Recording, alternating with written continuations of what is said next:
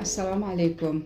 Men Tashqajayeva Shahnoza Rahimovna Respublika shoshilinch tibbiy yordam ilmiy markazi Toshkent viloyati shoshilinch bolalar xirurgiya bo'limida katta hamshira lavozimida ishlayman. Mana bir necha yillar davomida bizni filialimiz Toshkent kasb-hunar texnikumi bilan birgalikda, tibbiyot texnikumi bilan birgalikda hamkorlikda o'qiyotgan talabalarni amaliyoti bilan shug'ullanamiz.